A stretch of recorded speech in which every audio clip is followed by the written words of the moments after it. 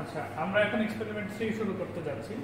Experiment 3টা আমাদের কি সেটা হচ্ছে যে এক্সপেরিমেন্ট 3তে আমরা যেটা করব সেটা হচ্ছে determination of symmetrical components of current under different fault conditions of A synchronous generator. মানে একটা সিঙ্ক্রোনাস জেনারেটরের আমরা বিভিন্ন ধরনের ফল্ট ক্রিয়েট করব এবং এই ফল্ট থেকে আমরা কারেন্টের সিমেট্রিক্যাল কম্পোনেন্টগুলো বের করব। এটা হচ্ছে আমাদের এক্সপেরিমেন্ট 3। তো এই এক্সপেরিমেন্টের সেটআপ বা কিভাবে এক্সপেরিমেন্টের ডেটাগুলো নিতে হবে সেই বিষয়ে যাওয়ার আগে আমি কিছু বিষয়ে একটু আলোচনা করতে চাই। সেটা আমরা দেখি যে আমরা যখন 3 ফেজ সিস্টেম আলোচনা করেছিলাম বা 3 ফেজ সিস্টেম সম্পর্কে যখন আমরা পড়েছি তখন সেখান থেকে আমরা জানি যে 3 ফেজ সিস্টেমে যদি ব্যালেন্স 3 ফেজ সিস্টেম হয় তাহলে 3 ফেজ সিস্টেমের ভোল্টেজগুলো কি থাকে, ঠিক ম্যাগনিটিউড সমান থাকে এবং তাদের অ্যাঙ্গেল হয় হচ্ছে 120 ডিগ্রি করে। যেমন প্রথম কথা, এখানে যদি আমার একটা যে কোনো মুহূর্তে যদি আমার এ ফেজের যে ভোল্টেজটা সেটা যদি এই বরাবর থাকে তাহলে বি ফেজের যে ভোল্টেজটা তার ফেজেরটা কি 120 ডিগ্রি পিছনে থাকবে এবং সি ফেজেরটা আরও 120 ডিগ্রি পিছনে থাকবে।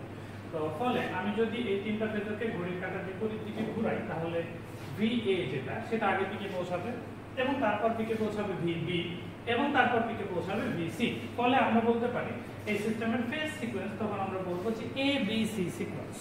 আর যদি এরকম না হয়, ঠিক এরকম হয় যে V এর পরে পিকে পৌঁছাচ্ছে VC, তারপরে পিকে পৌঁছাচ্ছে VB, তাহলে সেই সিকোয়েন্সটাকে আমরা বলবো হচ্ছে ACB সিকোয়েন্স। তো যদি থ্রি ফেজ সিস্টেমে আমরা ব্যালেন্স লোড দিই তাহলে আমাদের ঠিক কারেন্টও একই রকম ভাবে হবে, কারেন্টের ফেজারগুলো ঠিক ম্যাগনিটিউড তিনজনেরই সমান হবে এবং তিনজনই 120 ডিগ্রি অ্যাঙ্গেল পরপর থাকবে। ফর এক্সাম্পল ABC সিকোয়েন্সের বেলায় I এর ম্যাগনিটিউড যদি এরকম হয় ঠিক 120 ডিগ্রি পরে সেম ম্যাগনিটিউডের হবে IB, ঠিক আরো 120 ডিগ্রি পরে সেম ম্যাগনিটিউডের হবে হচ্ছে IC। এই হচ্ছে আমাদের থ্রি ফেজ সিস্টেমে, এগুলো আমরা পড়ে এসেছি আর কি। তো আমাদের যে সিঙ্ক্রোনাস জেনারেটর, কথা এটা হচ্ছে আমাদের সেই সিঙ্ক্রোনাস জেনারেটর। সিঙ্ক্রোনাস জেনারেটরের যখন আমরা ওয়ার্কিং প্রিন্সিপাল বা বেসিক পড়েছিলাম তখন আমরা জানি যে সিঙ্ক্রোনাস জেনারেটরের বেসিক্যালি দুইটা মোটামুটি যে পার্ট থাকে, সেটা হচ্ছে যে একটাকে আমরা বলি ফিল্ড আর একটাকে বলি হচ্ছে আমরা আর্মেচার। তো আমাদের যে ফিল্ড সেটাতে আমরা ডিসি সাপ্লাই দিয়ে থাকি এবং আর্মেচারটাকে প্রাইম ওভারের সাথে কাপলিং করে রাখি এবং আমরা আর্মেচারটাকেও রোটেট করাতে পারি, ফিল্ডটাকেও রোটেট করাতে পারি। তো আমরা সচরাচর ফিল্ডটাকে বেশিরভাগ ক্ষেত্রে রোটেট করিয়ে থাকি এবং আর্মেচারটাকে আমরা স্টেটরে রেখে, আর্মেচার উইন্ডোগুলোকে আমরা স্টেটরে রাখি আর কি। তো আমাদের যে আর্মেচারগুলো সেই আর্মেচারগুলো বেসিক্যালি থ্রি ফেজ উইন্ডিং এবং এই যে এখান থেকে আমরা যখন ফিল্ডটাকে রোটেট করাবো তখন আমরা আর্মেচার থেকে থ্রি ফেজ ভোল্টেজ পাবো আর কি, ইনডিউসড ভোল্টেজ। তো আমরা এ ফেজের ভোল্টেজটাকে VA, বি ফেজের ভোল্টেজটাকে VB এবং সি ফেজের ভোল্টেজটাকে VC দ্বারা ডিনোট করলাম আর কি। তো আমরা জানি যদি কোনো সিস্টেম ব্যালেন্স থাকে তাহলে সবকিছু ঠিকঠাক থাকবে, ঠিক এরকম VA যেখানে থাকবে তার 120 ডিগ্রি পরে থাকবে VB, তারও 120 ডিগ্রি পরে থাকবে VC, I যেখানে থাকবে তার 120 ডিগ্রি পরে থাকবে IB এবং তার 120 ডিগ্রি পরে থাকবে IC এবং তিনটার ম্যাগনিটিউড ঠিক সেম হবে। এগুলো আমরা অলরেডি পড়ে এসেছি। কিন্তু সিস্টেম যদি কোনো কারণে ব্যালেন্স না হয়, আনব্যালেন্স হয়ে যায়, তখন কি হবে? কোশ্চেন হচ্ছে এটা। তো আমাদের সিস্টেম আনব্যালেন্স অনেকভাবে হতে পারে। সেটা হচ্ছে আমরা যদি সিঙ্ক্রোনাস জেনারেটরকে তিনটা ফেজে সমান লোড না দিয়ে লোড কম বেশি করে দিই সেক্ষেত্রে আমাদের সিস্টেম আনব্যালেন্স হতে পারে। আবার আমাদের ফল্ট ঘটতে পারে। এখন ফল্ট আবার বিভিন্ন রকম হতে পারে, তো সেই বিষয়ে আমি পরে আসছি। তো আমাদের আজকের আমরা ফল্ট নিয়েই কথা বলবো আর কি। তো আমাদের যদি সিস্টেম আনব্যালেন্স হয়ে যায় তাহলে এই ফেজারগুলো কি হবে? কোশ্চেন হচ্ছে এটা। তো এই ফেজারগুলো কি হবে এটা আসলে বলা মুশকিল। বিভিন্ন রকম কন্ডিশনে ফেজারগুলোর অবস্থা বিভিন্ন রকম হতে পারে। যেমন ফল্ট হইলে কথার কথা যদি এ ফেজটা গ্রাউন্ডেড হয়ে যায় তাহলে দেখা যাচ্ছে যে এ ফেজের ভোল্টেজটা 0 হয়ে যাবে বা 0 কাছাকাছি হয়ে যাবে। সেক্ষেত্রে এর ম্যাগনিটিউডটা একদম ছোট হয়ে যেতে পারে, একদম ছোট হয়ে যেতে পারে, বা BC কোনো একটা বেড়ে যেতে পারে বা ছোট হয়ে যেতে পারে এবং তাদের মধ্যে যে 120 ডিগ্রি ফেজ ডিফারেন্স সেটা কিন্তু আর বজায় থাকবে না।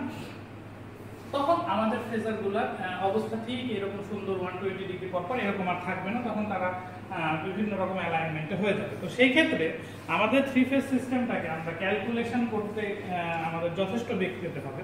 তো সেক্ষেত্রে আমরা কিভাবে থ্রি ফেজ সিস্টেমটাকে অ্যানালাইসিস করব সেটা হচ্ছে আমাদের কথা আর কি। তো থ্রি ফেজ সিস্টেম অ্যানালাইসিস করার জন্য আমরা একটা থিওরাম অ্যাপ্লাই করে থাকি, সেটাকে বলে ফোর্টিস্কো থিওরাম। তো সেখানে যাওয়ার আগে আমি একটা কথা বলে রাখি, আমরা জানি যে কোনো একটা ভেক্টরকে আমরা দুই বা ততোধিক ভেক্টরের সাম আকারে লিখতে পারি। কথা এটা আমার যদি একটা ভেক্টর হয়, এই যে এখান থেকে এই পর্যন্ত যে ভেক্টরটা, এটা যদি আমার একটা ভেক্টর হয়, তাহলে এই ভেক্টরটাকে আমি এই ভেক্টর প্লাস এই ভেক্টর প্লাস এই ভেক্টর এই তিনটা সাম আকারে লিখতে পারি। আবার একে আমি এই ভেক্টর প্লাস এই ভেক্টর এই দুটো সাম আকারেও লিখতে পারি। এভাবে অনেক কম্বিনেশনে আমি দুই বা ততোধিক ভেক্টর যোগ করলে এই ভেক্টরটা পেতে পারি। তো প্রতিটা ক্ষেত্রে এই ভেক্টরগুলোর এক একটা নাম আছে, যেগুলো যোগ করে এই মেইন ভেক্টরটা পেলাম, সেগুলোকে বলা হচ্ছে কম্পোনেন্টস বা উপাংশ। আর মেইন ভেক্টরটাকে বলা হচ্ছে রেজাল্টেন্ট বা লব্ধি। এগুলো আমরা ইন্টারমিডিয়েট থেকে অলরেডি পড়ে আসছি, ভেক্টর যখন থেকে পড়েছি। তো আমরা হচ্ছে যখন আমাদের সিস্টেমটা আনব্যালেন্স হয়ে যাবে, তখন প্রতিটা সিস্টেমের যে ভোল্টেজ বা কারেন্টগুলো আছে সেগুলোকে তিনটা কম্পোনেন্টের সাম আকারে এমনভাবে লেখা যায় যারা নিজেরা ব্যালেন্স। এই কনসেপ্টটা আসছে হচ্ছে ফোর্টিস্কো থিওরাম অনুযায়ী। এবং ফোর্টিস্কো থিওরাম মতে যে আমাদের যে যখন সিস্টেমটা আনব্যালেন্স হয়ে যাবে, ভিএ ভিবি ভিসি এরকম না থাকবে, অথবা আইআইবি আইসি এরকম থাকবে না, অন্যরকম হয়ে যাবে, তখন এই যে আনব্যালেন্স আইআইবি আইসি এগুলোকে আমরা তিনটা ভেক্টরের সাম আকারে এমনভাবে লিখতে পারবো যে ভেক্টরগুলো নিজেরা ব্যালেন্স। সেটা আমরা কিভাবে, সেটা আমি একটু ব্যাখ্যা করি, তাহলে জিনিসটা ক্লিয়ার হবে সবার কাছে আশা করি। যেমন IA এই ভেক্টর, এই IA এটা আমি আনব্যালেন্স সিস্টেমের বেলায় বলছি। এটাকে আমি তিনটা ফেজারে সাম আকারে লিখলাম, বিটাকেও তিনটা ফেজারে সাম আকারে লিখলাম, সিটাকেও তিনটা ফেজারে সাম আকারে লিখলাম। এখন এই যে তিনটা সাম আকারে লিখলাম, আমরা জানি যে কোনো ফেজারকে তিনটা বা চারটা বা দুইটা যে কোনো সাম আকারে লেখা যায়। তো এই তিনটা সাম আকারে যে লিখলাম, এই তিনটার মধ্যে প্রথম যে কম্পোনেন্টগুলো সেগুলো নিজেরা ব্যালেন্স, এবং দ্বিতীয় যে কম্পোনেন্টগুলো যেমন IA2 IB2 IC2 এরা আবার ব্যালেন্স, এবং 3 নম্বর তারাও ব্যালেন্স। তো এই থিওরামটাকে আমরা বলে থাকি ফোর্টিস্কো থিওরাম। এই ফোর্টিস্কো থিওরাম অনুযায়ী ফোর্টিস্কো থিওরামটা আমরা অ্যাপ্লাই করি হচ্ছে যে কোনো আনব্যালেন্সড সিস্টেমের অ্যানালাইসিসের ক্ষেত্রে। এবং আমি আগে বলেছি যে কোনো আনব্যালেন্স সিস্টেমকে তিনটা balance system set of components দ্বারা আমরা আসলে রিপ্রেজেন্ট করতে পারি। তো দেখা যাক রিপ্রেজেন্ট কিভাবে করা যায়। তো এই যে IA1 IB1 IC1 এই তিনটার একটা নাম আছে, এদেরকে বলে positive sequence component. Positive sequence component কেন? কারণ এই IA1 IB1 IC1 তিনটার ম্যাগনিটিউড সেম, এবং এই তিনটা ফেজ ডিফারেন্স ঠিক আমাদের যে অরিজিনাল ফেজ সিকোয়েন্সটা ছিল তার যে ফেজ ডিফারেন্স ছিল ঠিক সেরকম। যেমন আমাদের অরিজিনাল ফেজ সিকোয়েন্সে কি ছিল, IA ছিল, তার 120 ডিগ্রি পরে IB ছিল, তার 120 ডিগ্রি পরে IC ছিল। তো এই IA1 IB1 IC1 এরা তিনজনই ঠিক একই রকম ভাবে IA1 থাকবে যেখানে তার 120 ডিগ্রি পরে থাকবে IB1, তার 120 ডিগ্রি পরে থাকবে IC1। ফলে এর ফেজ সিকোয়েন্স আমার অরিজিনাল যে ফেজ সিকোয়েন্সটা আগে ছিল ঠিক তার সেম বিধায় এইগুলোকে বলা হচ্ছে পজিটিভ সিকোয়েন্স কম্পোনেন্টস।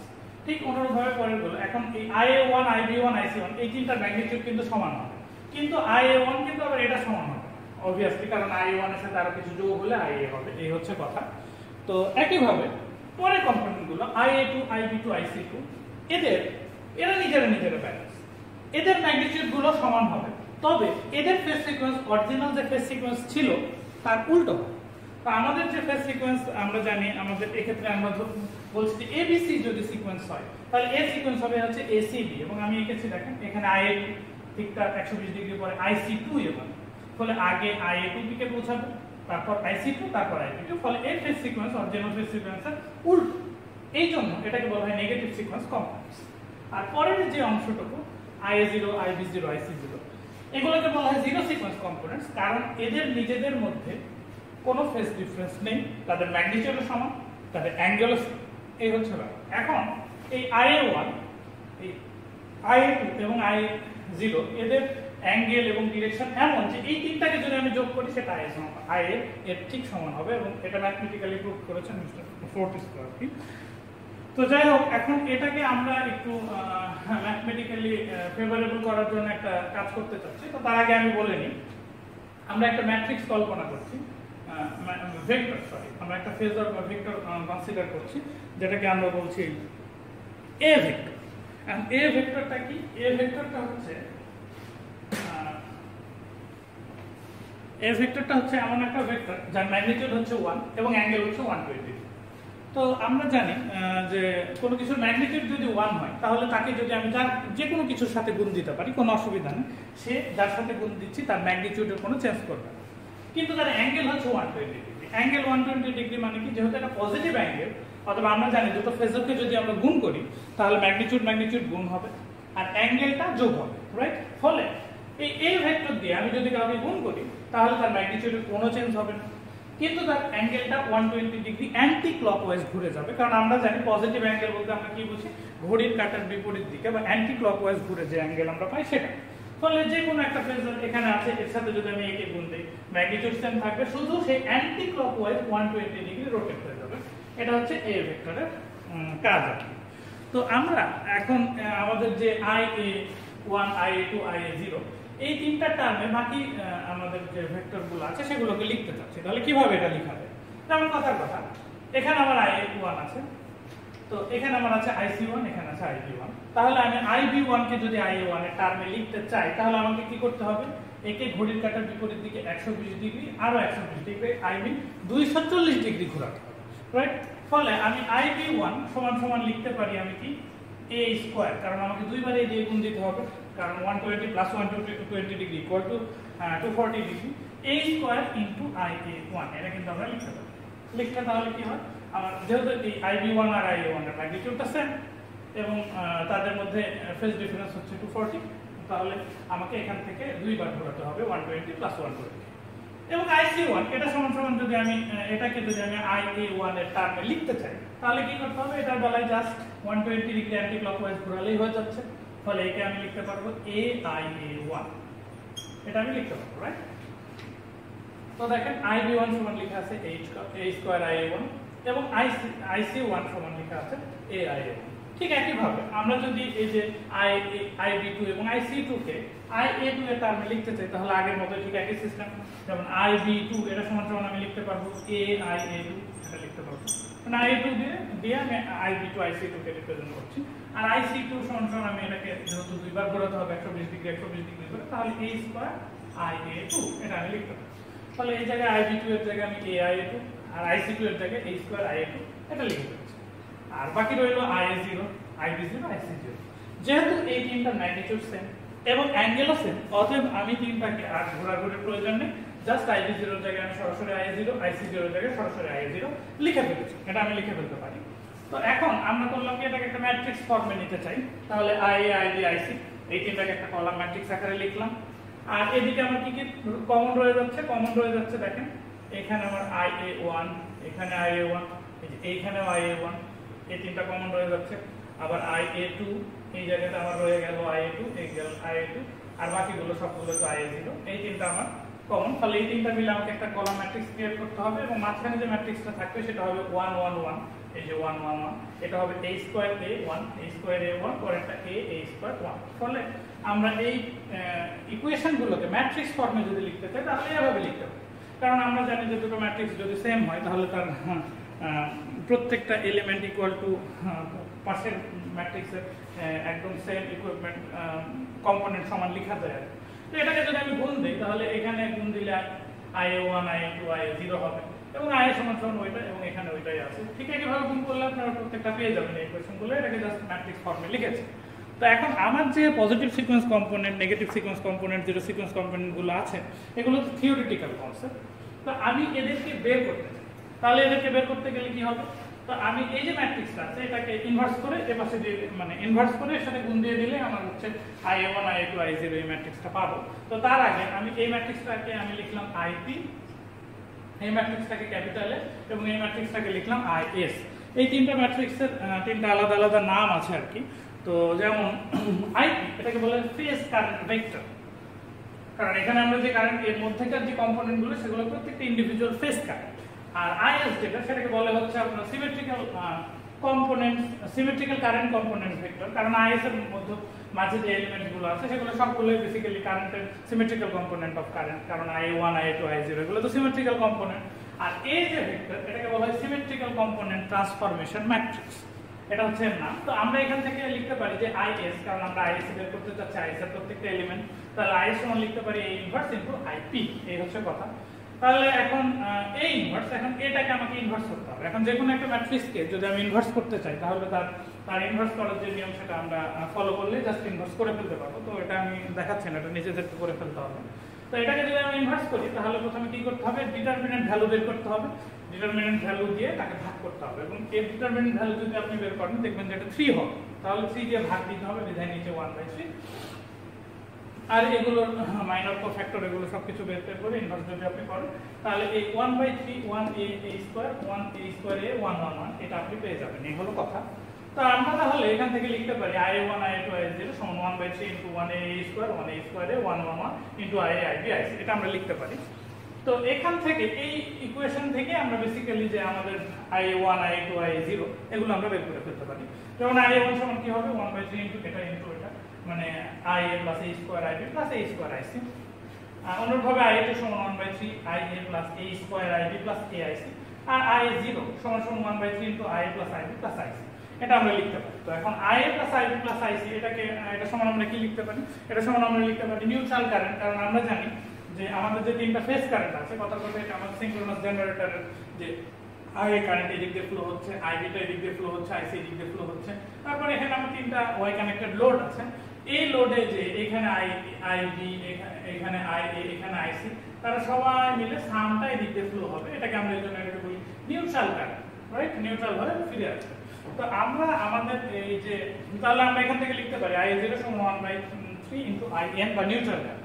তা আমাদের যে সিঙ্ক্রোনাস জেনারেটরের নিউট্রালটা থাকে সেটাকে আমরা বিভিন্ন কারণে আর্থিং করে থাকি, যেমন যাতে আমরা ফেজ ফল্ট আমরা আর্থ ফল্টটা ডিটেক্ট করতে পারি, প্লাস আমাদের এইখানকার ভোল্টেজ যেন ফ্লোটিং না হয়ে যায়, এখানকার ভোল্টেজ সবসময় জিরো থাকে। সেই জন্য আমরা বেসিক্যালি, কারণ আমরা জানি আর্থের ভোল্টেজটা জিরো, আর্থের জিরো পটেনশিয়ালে থাকে আর্থ সবসময়। তো সেই জন্য আমরা এই কারণগুলোর কারণে এটাকে আমরা কিন্তু আর্থিং করে থাকি, রাইট? এবং এটাকে যদি আমরা এভাবে করে আর্থিং করে দিই তাহলে আমাদের ফাইনালি কি দাঁড়াচ্ছে, যে আমার এই তিনটা কারেন্ট এদিক দিয়ে এসে আর্থের মাধ্যমে তখন কিন্তু এর কানেক্টিভিটি পেয়ে যাবে। এই হচ্ছে ব্যাপার। তো তার মানে এইখান থেকে আমরা একটা জিনিস বুঝতে পারি, সেটা হচ্ছে আমরা যদি জিরো সিকোয়েন্স কম্পোনেন্ট পেতে চাই কারেন্টের, তাহলে অবশ্যই আয়ন থাকতে হবে। আর আয়ন কখন থাকবে, যখন আমার এই নিউট্রালটা অবশ্যই আর্থিং হবে, রাইট? ফলে গ্রাউন্ডেড নিউট্রাল যদি আমার না থাকে, যেমন এটা যদি আমি গ্রাউন্ড না করি, এভাবে করে আর্থিং না করি, তাহলে কিন্তু আমার IA IB প্লাস IC এটা কিন্তু আর এখানে আসার কোনো চান্স পাচ্ছে না। ফলে সেক্ষেত্রে কিন্তু আমার জিরো সিকোয়েন্স কারেন্ট কিন্তু সিস্টেমে আমার থাকবে না। ফলে এখান থেকে আমরা বলতে পারি যে আমার যদি জিরো সিকোয়েন্স কারেন্ট আমরা পেতে চাই তাহলে অবশ্যই আমাদেরকে গ্রাউন্ডেড নিউট্রালে করে, তো যে সকল ফল্টের ক্ষেত্রে আমাদের নিউট্রালটা ফল্টটা গ্রাউন্ডেড হয়ে যাবে এবং আমাদের সিঙ্ক্রোনাস জেনারেটরের নিউট্রালটাও গ্রাউন্ডেড থাকবে, সেক্ষেত্রে আমরা জিরো সিকোয়েন্স কারেন্ট পাবো, কম্পোনেন্টটা পাবো, আদারওয়াইজ অন্য ফল্টের ক্ষেত্রে পাবো।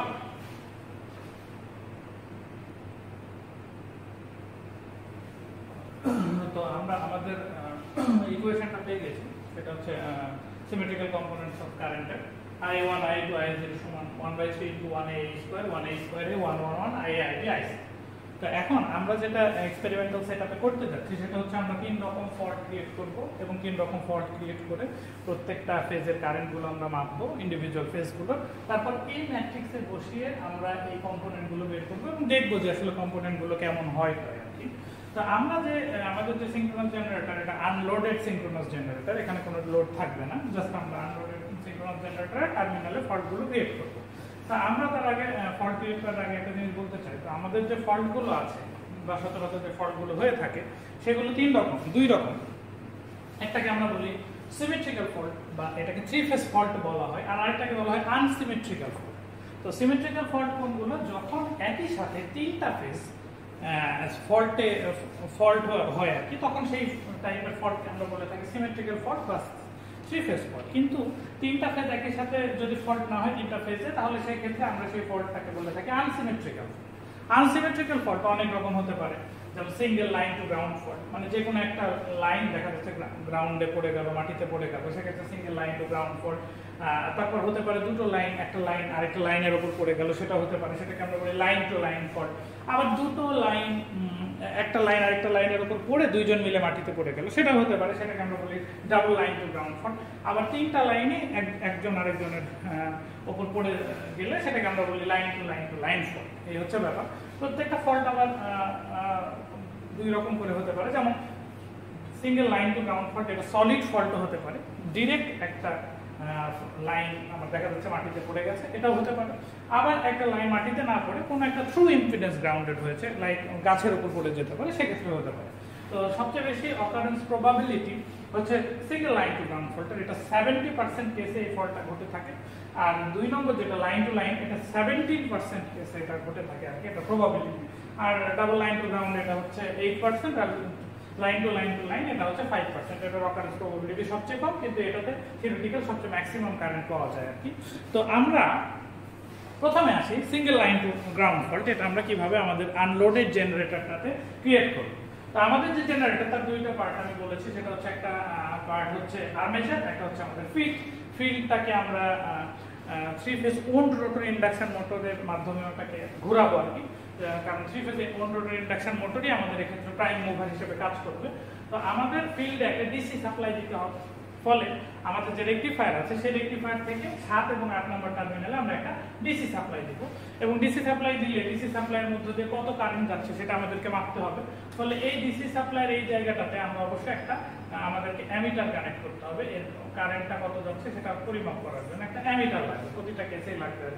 এবং এই ফল্ট কারেন্ট আমরা এই ভ্যারি করব, ফল্ট কারেন্টটা ফিল্ড কারেন্টটা, এটাকে ভ্যারি করে আমরা একটা পার্টিকুলার অ্যামাউন্টে রেখে দেবো, লাইক 50 মিলি অ্যাম্পিয়ারে আমরা ফিল্ড কারেন্টটাকে রেখে দেবো। এবং যতই ফল্ট ঘটা, যে টাইপের ফল্টই আমরা ঘটাই না কেন, প্রতিবারই ফিল্ড কারেন্টটাকে 50 মিলি অ্যাম্পিয়ার রেখে দেবো। এখন single line to ground fault, তার মানে যে কোনো একটা লাইন আমি নেব, তাকে আমি গ্রাউন্ডের সাথে কানেক্ট করে দেবো, এই হচ্ছে ব্যাপার। তো আমাদের আনলোডেড জেনারেটরে আমরা এ ফেজটাকে নিলাম প্রথম ক্ষেত্রে, আমি বি বা সি যে কোনো একটা নিতে পারি। তো আমরা বাকি তো এক্ষেত্রে এ নিয়েছি, বাকি দুটোকে আমি আর কিছু করি নাই। তো যেহেতু এটা আনলোডেড জেনারেটর, ফলে আমরা বলতে পারি আইবি সমান 0 হবে এবং আইসি সমানও 0 হবে, রাইট? আর আই এ যেটা, এটা আমরা মাপবো হচ্ছে অ্যামিটার দিয়ে, সেজন্য আমরা এই 1 নম্বর টার্মিনালের সাথে একটা অ্যামিটার কানেক্ট করব। এবং আমরা জানি যদি আমরা ফল্টটা ঘটা একদম সলিড ফল্ট, তাহলে কি হতে পারে, আমাদের ফল্ট কারেন্ট অনেক বেশি হয়ে যেতে পারে, সেক্ষেত্রে আমাদের আর্মেচার উইন্ডিং এর কোনো ক্ষতি হতে পারে। তো সেই জন্য এই ক্ষতিটা যাতে না হয়, সেজন্য আমরা মাঝখানে একটা ছোট রেজিস্ট্যান্স কানেক্ট করবো আর কি, রিওস্ট্যাটের মাধ্যমে। তো রিওস্ট্যাটের আমরা ভ্যারিয়েবল রিওস্ট্যাটটা, রিওস্ট্যাটের যে ফিক্সড দুই টার্মিনাল সেটা ইউজ করব। আমরা 50 ওহমের রিওস্ট্যাট ফিক্সড রেজিস্ট্যান্স এখানে বসিয়ে দেবো, যাতে ফল্ট কারেন্টটা একটু কন্ট্রোল করতে পারি বা কমাতে পারি। তারপর এটাকে আমরা গ্রাউন্ডেড করে দেবো, এবং আমাদের যে সিঙ্ক্রোনাস জেনারেটরের যে নিউট্রাল আছে, এই নিউট্রালটাকে, সিঙ্ক্রোনাস জেনারেটরটাকে আমাকে অবশ্যই ওয়াই কানেক্টেড করতে হবে। ওয়াই কানেক্টেড করার জন্য আমার যে জেনারেটর আছে তার 4, 5 এবং 6 এই তিনটাকে আমরা ওয়্যার দ্বারা শর্ট করে নেব। এবং এই যে কমন টার্মিনাল যেটাকে আমরা শর্ট করলাম, সেখান থেকে এই যে এখানে আমি যেটা গ্রাউন্ডেড করে দিয়েছি, তো এটা তো আমাদের একটা ইন্ডিভিজুয়াল যেহেতু জেনারেটর, তো আমরা তো এই আর্থিংটা কিভাবে করব, এটা করব হচ্ছে এটাকে জাস্ট নিয়ে এসে এই কমন টার্মিনালে আমরা কানেক্ট করে দেবো, ব্যাস শেষ। তার মানে আমরা হচ্ছে যে কোনো একটা জেনারেটরের একটা ফেজ নিব, সেখানে একটা অ্যামিটার কানেক্ট করবো সিরিজে অবশ্যই, তারপর তার সাথে সিরিজে একটা রেজিস্ট্যান্স দিব, রেজিস্ট্যান্সের আরেক মাথা নিয়ে এসে আমি কমন টার্মিনালে দিয়ে দেবো, ব্যাস। তাহলে আমার এরকম ক্রিয়েট হয়ে যাবে। দেন আমি মোটরটাকে স্টার্ট দিব, রোটর ইন্ডাকশন মোটরটাকে, আর ফিল্ড কারেন্ট আগে ফিক্সড করে রেখেছি 50 মিলি অ্যাম্পিয়ার। দেন ফল্ট কারেন্টটা কত সেটা আমি মেপে দিব আর কি। তো এখান থেকে আমি আই এর ভ্যালু কত সেটা নোট ডাউন করব। আচ্ছা, তারপর দেখেন, তারপর আমি করব কি, এই যে ভ্যালুগুলো পেলাম এগুলো আমাকে ম্যাট্রিক্সে বসাতে হবে। বসালে এই ফল্টের ক্ষেত্রে আমরা IA1 কত, IA2 কত, IA0 কত এগুলো পাবো। আর এগুলো যদি পাই IB1, IB2, IC2 সবগুলো আমরা পেয়ে যাবো আর কি। তো এখানে আমরা ম্যাট্রিক্স IB সমান 0 এবং IC সমান 0 বসাতে হবে। এবং আমি যদি এখানে IB সমান 0, IC সমান 0 বসাই, তাহলে শুধু IA থাকবে। তাহলে IA সমান কি হবে, অনলি এখানে গুণ দিলে শুধু IA-টাই থাকবে। ফলে আমরা যদি ম্যাট্রিক্সটাকে গুণ দিই, তাহলে আমরা IA1 সমান পাবো 1/3 IA, IA2 সমান 1/3 IA এবং IA0 সমান 1/3 IA হবে। এক্ষেত্রে আমরা তিনটা কম্পোনেন্টই পাবো, positive sequence component, negative sequence component এবং জিরো সিকোয়েন্স কম্পোনেন্ট, যেহেতু এটা আমার গ্রাউন্ডেড নিউট্রাল আছে আর কি। যদি গ্রাউন্ডেড নিউট্রাল না থাকতো তাহলে কিন্তু আমরা জিরো সিকোয়েন্স কম্পোনেন্টটা পেতাম না, এটা আমরা পরের কেসে দেখবো। তো গেল এটা 1 নম্বর সেটআপ। এভাবে করে আমরা রিডিংটা নেব আর কি। এবার 2 নম্বরে আছে লাইন টু লাইন। তো লাইন টু লাইন ফল্ট কি আগের মতো একই সিস্টেম, সেটা হচ্ছে আমাদের যে ফিল্ড কারেন্ট সেখানে আমি 50 মিলি অ্যাম্পিয়ারে ফিক্স করে দেবো 7 এবং 8 নম্বর টার্মিনাল যেটা আছে আমাদের যেখানে ফিল্ড দেওয়ার ব্যবস্থা, ওইখান থেকে আমরা রেকটিফায়ারের মাধ্যমে একটা নবটাকে ভ্যারি করে 50 মিলি অ্যাম্পিয়ারে এটাকে সেট করব এবং অনুরূপভাবে একই 4 5 6 টার্মিনালকে শর্ট করে এটাকে ওয়াই বানাবো। আর আই যেটা এটাকে এবার আমরা ফল্ট করব না, 1 নম্বর টার্মিনাল যেটা জেনারেটর এটা কারেন্ট আমরা এবার 0, কারণ ওটাকে আমরা ফল্ট নিচ্ছি না, আমরা বি এবং সিটাকে নেব এবং এদের মাঝখানে একটা অ্যামিটার বসিয়ে দেবো আর কি। এবং একইভাবে ফল্ট কারেন্ট কন্ট্রোল করার জন্য এদের মাঝখানে একটা 50 ওহমের রেজিস্ট্যান্স বসাবো আর কি। তো আমাদের এই ক্ষেত্রে আমরা একটা কারেন্ট মাপলেই তো হচ্ছে, কারণ আইবি যদি এদিকে আসে তাহলে দেখা যাচ্ছে আইসি তো আমি বলছি এদিকে, তাহলে আইবি এবং আইসি ডিরেকশন কি উল্টা হয়ে যাচ্ছে এবং তারা কি সিরিজে পড়ে যাচ্ছে। ফলে আমরা লিখতে পারি আইবি সমান মাইনাস আইসি অথবা আইসি সমান মাইনাস আইবি, এটা লিখতে পারি। তো ফলে আমরা এই যে আই এ সমান সমান 0 এবং আইবি সমান সমান মাইনাস আইসি, এইটা এবার ম্যাট্রিক্সে বসালে আমি আই এ সমান পাবো হচ্ছে 1/3 IC into a square minus a, I A 2 সমান পাবো 1/3 IC into a minus a square, আর আই এ 0 সমান হচ্ছে 0, কারণ আমরা ম্যাট্রিক্স ক্যালকুলেশন করলে দেখবো যে এটা 0 হবে, কারণ হচ্ছে আমাদের এবার কিন্তু কোনো গ্রাউন্ডেড নিউট্রাল নেই। আচ্ছা, তো তাহলে আমরা এখান থেকে দেখতে পাই যে আই1 সমান মাইনাস আই, অথবা আমি আই1 বের করলে আই2 মাইনাসটা বসিয়ে দেবো। এখন এর যে এখানে কিন্তু আইসি এর ভ্যালুগুলো আমি কিন্তু এই যে এখান থেকে পেয়ে যাব, মানে এই যে এখানে যে কারেন্টটা পাবো এখান থেকে আমি আইসি এর ভ্যালুগুলো আমি নোট ডাউন করলে ওখান থেকে আমি আইসি এর ভ্যালুটা বসাতে পারবো। আর এখানে এ আর এ স্কয়ার যেটা আছে সেটা নরমাল যে ভেক্টর সাম সেটা ভেক্টর যেটা 1 অ্যাঙ্গেল 120 ডিগ্রি সেটাই বসাবো। ফলে এখানে যেহেতু এই স্কয়ার আছে 1 অ্যাঙ্গেল 240 ডিগ্রি হবে, আর এখানে 1 অ্যাঙ্গেল 120 ডিগ্রি হবে। আইসি এর ভ্যালু বসাবো, তারপর এটাকে ক্যালকুলেশন করলে আই এর মান আমরা পেয়ে যাবো। এবার আসে আমাদের লাস্ট ফল্ট, সেটা হচ্ছে double line to ground fault. Double line to ground ফল্টের বেলায় সিস্টেম একই, একদম এক্স্যাক্টলি, তবে এবার একটু পার্থক্য আছে। সেটা হচ্ছে যে আমাদের যে double line to ground fault তার জন্য কি আমার 2টা লাইন লাগবে এবং সেটাকে নিয়ে গ্রাউন্ডে আমাকে কানেক্ট করে দিতে হবে। একইভাবে আমরা ফল্ট কারেন্টকে কন্ট্রোল করার জন্য 50 ওহমের একটা রেজিস্ট্যান্স বসাবো এবং আমাদের আই এটাকে আমি বাদ দিচ্ছি, আমি বাকি দুটো দিচ্ছি। আপনারা চাইলে এই দুটো নিতে পারেন, এটাকে বাদ দিয়ে দেবো। It's totally up to you, you can do anything. Okay, তো তাহলে আমি কি করছি, এবার কিন্তু আমার দুটো কারেন্ট মাপতে হবে, আইবি কত সেটা মাপতে হবে, আইসি কত সেটা মাপতে হবে, এবং এখান থেকে আমি আরেকটা অ্যামিটার কানেক্ট করবো, সেটা হচ্ছে আইএ আইবি প্লাস আইসি এই কারেন্টটা মাপার জন্য। এবং এই কারেন্টটাই আমি করবো কি, তাহলে এখানে 2 নম্বর টার্মিনাল থেকে অনুরূপভাবে 4 5 6 এটা তো শর্ট করতে হবে ওয়াই কানেক্টেড করার জন্য। তার 2 নম্বর থেকে একটা অ্যামিটার কানেক্ট করবো, ওই অ্যামিটারের মাথাটা আরেকটা অ্যামিটারে দিয়ে দেবো আর কি, এই যে অ্যামিটারটাকে। আর 3 নম্বর থেকে একটা অ্যামিটার কানেক্ট করে ওই অ্যামিটারের আরেকটা মাথা ওই অ্যামিটারটাকে দিয়ে দেবো, যে এই অ্যামিটারের সাথে একটা রিওস্টেট কানেক্ট করে আমি একদম নিউট্রালে দিয়ে দেবো। তাহলে হয়ে গেল আমার রাইট। ফলে এখানে আমার আইবি আসবে, আইসি আসবে, দুটো sum IM equal to IB plus IC দিকে পুরো হয়ে আমার নিউট্রালে চলে আসবে রাইট। তো এখন আইবি আমি অনুরূপভাবে একইভাবে 7 এবং 8 নম্বর টার্মিনালের ডিসি সাপ্লাইটাকে ভ্যারি করে আমি 50 মিলি অ্যাম্পিয়ার ফিক্স করব। দেন আইবি রিডিং নিব, আইসি রিডিং নিব, আইএম রিডিং নিব। আইবি এবং আইসি রিডিংটা আমার এখানে বসাতে হবে, আইবি এবং আইসি। আর আই তো এবার 0, এই যে আই সমান 0 এবার আমি বসাবো, কারণ হচ্ছে আমার এবার তো আই যেহেতু এটা আনলোডেড জেনারেটর, অথবা আইটাকে আমি ওপেন রাখছি, অথবা এটার মধ্যে কোনো কারেন্ট ফ্লো করছে না, ফলে এটা আমার 0 হবে। আইবি আর আইসি জায়গা থেকে এবার আমি যে ভ্যালুগুলো পাবো অ্যামিটার রিডিং থেকে সেটা বসাবো। বসালে ক্যালকুলেশন করলে আমার এই যে এটা আগের মতো চলে আসবে আর কি। তো এই ক্ষেত্রেও আমরা 3টা ভ্যালুই পাবো, আইএ1 আইএ2 এবং আইএ0। এই হচ্ছে কথা, কারণ এই ফলটাও আমার গ্রাউন্ডেড হয়েছে, এই হলো ব্যাপার। তো এই এক্সপেরিমেন্টে আমার এখন আমরা এক্সপেরিমেন্ট সেটআপটা আসলে দেখবো যে সেটআপ থেকে কিভাবে ভ্যালুটা রিডিং নিতে হয়, সেটা রিডিং নিয়ে আপনাদেরকে দেখানো হবে আর কি।